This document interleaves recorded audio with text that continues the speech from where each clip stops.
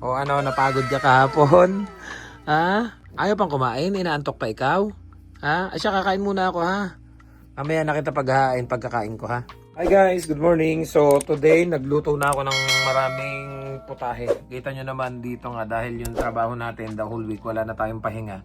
So pag day off ko nagluluto na ako. So ito yung niluto natin ngayon. Nagluto na ako ng langka. Actually may nakatabi na sa rep yung iba. Langka na maraming pork and then isda.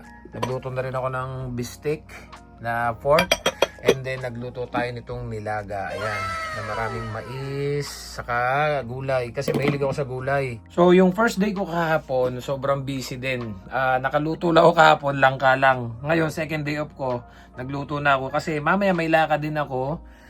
Tutulungan namin si Francis maglipat ng bahay kina kuya dyan. Kasi lilipat na sila, I think, itong katapusan ng buwan or next month, September.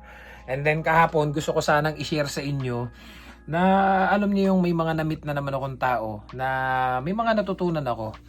Mga subscribers natin nagpuntahan dito and then may kamit ako na taon na gusto na sana naming mag-meet. Matagal na kaming magka-chat and madalas siya nanonood ng vlog ko. So kahapon first time naming nag-meet, isinama ko na rin siya dun sa madalas kong pinupuntahan pag day off ako.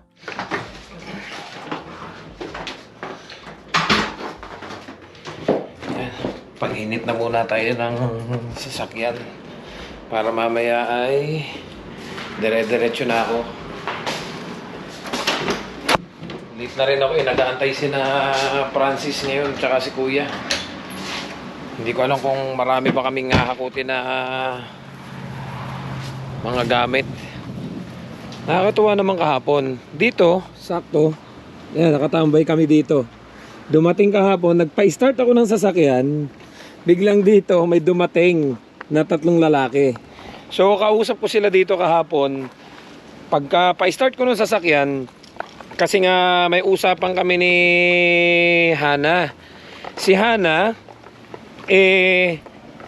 taon na. I think last year pa nung nag-message siya sa akin na lagi kami nagkaka-chat Isa din sa followers natin na sabi niya sa akin, Kuya Perds, meet naman tayo minsan. Gusto daw niyang i-share yung journey nila dito sa Canada para daw kahit papano magkaroon ng idea yung ilang mga kababayan natin. Kasi yung ibang mga nakakapanood nung dating mga ginagawa kong vlog, yung sharing of stories nung mga kababayan natin na dumarating dito, yung journey nila, pagkakapunta nila dito, yung ups and downs nila na i-share nila sa mga kababayan natin. So kahit pa paano nagkakaroon ng idea. Yung ibang mga nakapanood, sabi nila, may mga kumukontak sa akin, hindi lang si Hana. Sabi nga nila, sir, gusto ko ding i-share yung story ko para kahit pa paano kapulutan ng aral ng mga kababayan natin. So that time kasi, yung mga panahon yun, maluwag pa yung schedule namin. So nakagawa pa ako ng mga tutorial vlog, mga interviews. So nung pumasok na yung 3 shift, kung pansin nyo, yung vlog ko parang nag-iba. Puro dito na lang muna, hindi na ako nakakalabas-labas. Kasi nga unang-una, tsaka dumating si Peanut sa buhay natin. So hindi na ako makalayo, puro dito na lang muna yung vlog natin. At saka yung mga nag-i-invite na mag-meet kami, mag-collab, interview, hindi ko na po mapuntahan. So last year pa, nagkaka-chat kami, Kuya Perds, meet tayo, puntahan ka namin dyan. So nagseset kami, sige next month, hindi natutuloy. So nito lang, nagset ako, sabi niya kasi pupuntahan daw niya ako dito. So sabi ko, sige, mag-meet tayo. So punta sila dito kahapon. So ang usapan namin is 3 o'clock. Kaya lang pagka-start ko nitong sasakyan na to, may dumating dito na mga followers natin. Yung isa daw ay parang galing pang Ontario, tapos yung isa parang Chilliwack. Tapos pagpunta nila dito, hindi sila magkakilala, nagkasabay-sabay lang. Pumunta sila sa farm. Kaya lang day off ko, so dito nila ako pinuntahan sa bahay. Pagpunta naman nila dito, sabi ko, boss, paalis po ako Ano po kaya yun? Maliligo na sana ako. And then, yun nga, nagkausap lang kami. Naghahanap din sila ng trabaho na malilipatan. So, sabi ko nga, pasensya na po ha. Hindi na po kasi ako nagre-recommend ngayon. Kasi kung nasubaybayan nyo yung mga nakaraang vlog ko, na hindi maganda yung kinahinatnan ng mga nai-recommend natin. At saka ika nga ay paano ko ba sabihin to, kami yung nasa sitwasyon, ayoko nang matulad kayo sa sitwasyon na pinagdadaanan namin, na ayoko na ring sabihin naman dahil yung iba minamasama. Pag nagsalita tayo ng hindi maganda, sasabihin ng iba, bakit ka pa nagsasalita ng hindi maganda doon sa company? Ang totoo naman, sinasabi lang natin yung totoo para pagdating dito, hindi sila nag-expect. Masama naman yung puro magaganda yung sasabihin natin. And then pag nakapasok na sila na dito, na doon nila marirealize, no, Kuya Birds, ba't hindi mo sinabi? Ganyan pala. Kung kailan nadyan na ako, nag-i-start na ako, saka ko malalaman yung sitwasyon. So, mahirap naman po yung ganon. Kaya maaga pa lang, ino-orient ko na sila. So, to make the story short, ang tagal namin ditong magkausap kahapon nung tatlong lalaki na si Sir Randy ang natandaan ko. Tapos may dalawa pa, nakalimutan ko kasi inado ko ni Sir Randy. Yung pala yung mekaniko sa Chiliwak. Minsan daw pasyalan ko siya. O sa mga naghahanap dyan ng mekanikong Pilipino, puntahan nyo sa Chiliwak sa sa Midas, sa Maydas. Doon siya. Mekaniko pala siya doon. So pag magpapagawa kayo ng sasakyan, yung mga nasa Chiliwak, puntahan nyo sa Maydas. May Pilipino dyan, si Randy. Tagal na magkakwentuhan dito. Naghahanap pala ng trabaho yung kasama niya. So naituro ko sila doon sa mga possible na pwede nalang pasahan para makapaghanap ng LMIA. Dahil nga po talagang so far, napakarami dito talaga nang hindi na marirenew. At yung iba ay nahihirapang maghanap ng LMIA para magkaroon sila ng status dito sa Canada. So ang nangyari, pagdating dito, sabi niya yung isa, sir, pwede ba kitang picturean? Papicture ako kasi isesend ko doon sa mga kasama ko sa Ontario dahil lagi ka namin pinapanood. Sabi ko, wala pa po akong ligo. Okay lang yan, sir. Di, papicture naman sila.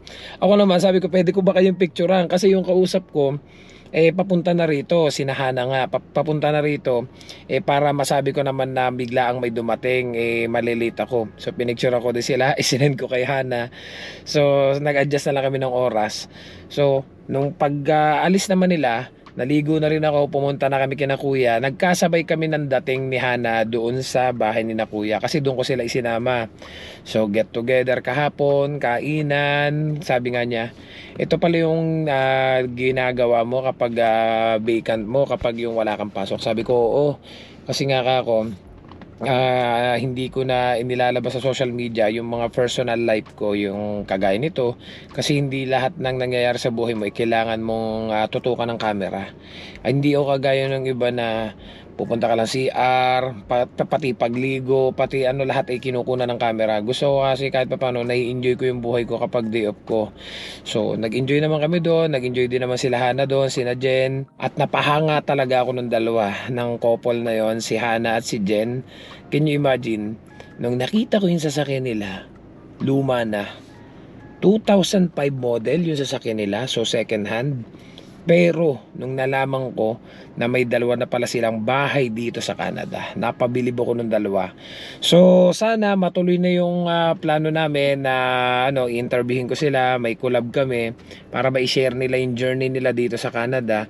So napabilib talaga ako ng couple. Can you imagine? Marami kasi tayo diyang mga kababayan na inuunang i-prioritize na kumuha ng brand yung sasakyan, and then walang ipon, lahat nasa sasakyan na. Tapos yung dalawa, ang ganda ng investment nila, luma yung sasakyan nila, mas luma pa nga yung sasakyan nila sa sasakyan ko pero dalawa na yung bahay nilang investment. Ang galing nung dalawang couple na yun, napahanga ako. At take note guys, ang ganda ng mga trabaho nila dito.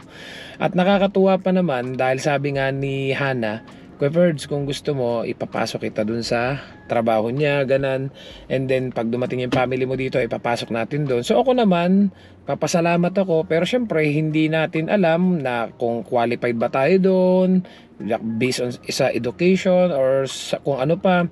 Ako naman, nagpapasalamat ako kapag may mga job offer na ino-offer yung mga kakilala natin, kaibigan natin. Birds, pag na-PR ka na, apply ka na dito, ipapasok kita dito. Alam niyo po ba, dito sa Canada, napakalaking bagay na may kakilala ka or kaibigan ka na nag-o-offer ng mga ganyan. Dahil sa totoo lang po, napakalaki po dito ng naitutulong ng backer.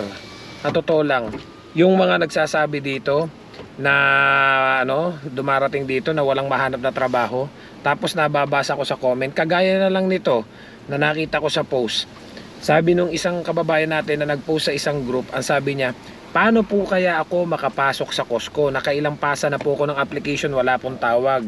Tapos ang mabasa kong mga comment, naku, dito po i-backer-backer. Totoo po yun. Malaking bagay po dito yung may backer ka, yung may magpapasok sa'yo, yung may magre-repair sa'yo. Dahil sa dami ko lang na-experience dito, na yung iba walang experience, walang mga kung ano-ano pang ipinapasa, basta may backer lang, may nag-repair lang sa'yo, nakakapasok po dun sa trabaho. Kaya malaking bagay talaga yon. So sobrang saya nung mga kaganapan kahapon, bukod sa mga sharing of stories, kainan, tawanan, then hinatid ko na nga sila kasi may pasok pa daw sila kinabukasan eh. So sabi namin ulitin na lang natin to, babalik naman daw sila sa mga susunod na mga may okasyon ulit dito. So sa ganung paraan ko lang ini-enjoy guys yung mga ganitong day off tayo, wala tayong pasok, yung nakikipagkwentuhan tayo, walang camera, iwas muna ako sa vlog, gusto ko lang kainan, kakwentuhan, kasama yung mga special na tao sa buhay natin, mga tinuturing tayong pamilya. Kasi sa totoo lang, nitong mga nakaraan, nakakaranas ako ng depression, parang hindi good sa mental health ko, parang need ko ng bagong environment. I was planning to look for another job, and then naisip ko din sanang magbakasyon, and then humingi ako ng opinion sa isa nating kaibigang consultant, which is si Ma'am Ya David. Ito, i-consider nyo guys to. Pag may mga plano kayong ipaprocess na application, kailangan nyo ng consultant, i-consider nyo to si Ma'am Ya David. Napakadaling kausap nito. Pag may mga kailangan kayong itanong, bago nyo ipaprocess sa kanya, pwede nyo munang itanong kung ano yung mga dapat na application na i-process ninyo. So nagtanong kasi ako sa kanya kasi nga alam niyo naman lately wala na tayong pahinga, 3 shift, walang maayos na tulog. So even ako hindi ako updated sa mga nangyayari na ngayon sa immigration dahil nga instead na magbasa ako, itinutulog ko na lang. So tinawagan ko siya kanina lang. Sabi ko nga sa kanya, ma'am, plano ko na kasi sanang maghanap ng ibang work. So can I use my BOWP? Sabi niya, yeah, you can use that. Sabi niya ganon. So inform lang namin yung IRCC na nag-change of work na ako, na ganun lang. So in-explain na niya sa akin yung mga dapat kong gawin. So pinag-iisipan ko pa din dahil alam niyo naman na dito ang renta natin is 120. Dito kung lilipat ka, ang bahay na dito sa Abbotsford is 17, 18. So kung nag-iisa pa ako at wala pa yung family ko, so can you imagine, jump na kagad 10 times yung renta ko. Hindi lang 10 times, 12 times, 13 times. So sayang naman. Baka yung itataas ng rate ko, doon lang mapupunta. Ang hinahabol ko lang talaga is yung benefits, dahil talagang kung ikukumpara, walang ka-benefits dito. Syempre umiidad na tayo, naglalabasan na, marami na akong nararamdaman sa katawan na minsan parang binibiyak yung ulo ko dahil sa walang maayos sa tulog. Tapos may mga sumasakit na sa aking iba't ibang joints. So ganoon talaga kapag umiidad na. And then parang sabi ko nga, parang gusto kong ma-refresh. So parang gusto kong makapag-restart. So iniisip ko makapagbakasyon. So may mga ilan akong tinanong sa kanya kasi nga hindi nga ako updated ngayon sa immigration, hindi ako nakakapagbasa-basa. Sabi ko, do I need to send a web form kung magbabakasyon ako? Kasi I was planning to take a vacation kahit mga 3 weeks lang. So hindi na nga daw, kung hindi naman long term yung vacation ko. Let's say for example mga 6 months ako magbakasyon at sa Pinas ako magantay ng application ko ng permanent residency, hindi ko na kailangan mag-send ng web form. Kung mga 3 weeks up to 4 weeks o 1 month lang, okay lang naman daw. Kasi kahit daw mag-email naman ng IRCC o may update sa application ko, pwedeng pilapan ko yun na nasa Pilipinas ako, then pagbalik ko dito ko na lang i-continue. Hindi kagaya nung mga, kasi yung iba po na expired na yung working permit sa Pilipinas na nag-antay ng application nila. So they need to send a web form to inform the IRCC na nasa Pilipinas ka, you are outside Canada. Ay yung in my case, kung gusto ko magbakasyon, kasi parang gusto ko sanang mag-take muna ng 3 weeks vacation, and then parang gusto kong mamasyal muna kami sa Korea or sa Taiwan. And para makapag-isip-isip, para alam niyo yung, kasi even dati, ganun ako pag lahat naman tayo, meron tayong ups and downs. So parang gusto kong ma-refresh para pagbalik ko dito, na ulit, okay na ulit, bakbakan na ulit sa trabaho.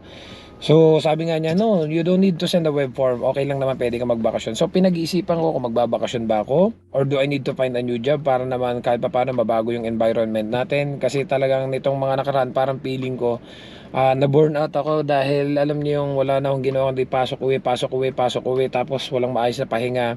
Pag day off ko naman, ito yung ginagawa natin, punta lang kina kuya, kainan, kwentuhan, and then kahit pa paano doon ako nakakapag-share ng mga bigat na dinadala natin sa araw-araw. So yun lang guys, na-share ko lang sa inyo. Kasi nga nung mga nakaraan parang alam mo yung sobrang bigat na. May mga ups and downs naman talaga tayo. Kaya pansin nyo madalang yung upload ko.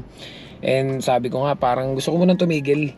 Gusto ko muna mag-focus sa ibang bagay. Kasi nga parang feeling ko yung mga na-share ko nga nitong mga nakaraan is puro yung bigat na pinagdadaanan ko na rin dito. So in-update ko lang kayo guys kasi marami nagko-comment, "Sir, matagal ka nang walang upload ah." So yun nga, kaya medyo napatigil muna tayong gumawa ng vlog kasi mag-focus muna ako. Gusto ko lang munang kumain, matulog, mag-Netflix, magpahinga kasi nga pagod po talaga. At kaya ako napasin nyo, hindi na rin ako nakagawa ng mga tutorial vlog dahil hindi nga ako updated ngayon sa immigration. Hindi ako makapagbasa-basa kasi mas pinipili ko munang matulog kaysa magbasa. So don't forget to subscribe, like, and share this video para kahit paano updated kayo sa buhay namin dito sa Canada. See you guys sa next vlog. Thank you sa panonood. I love you all. God bless. Bye-bye.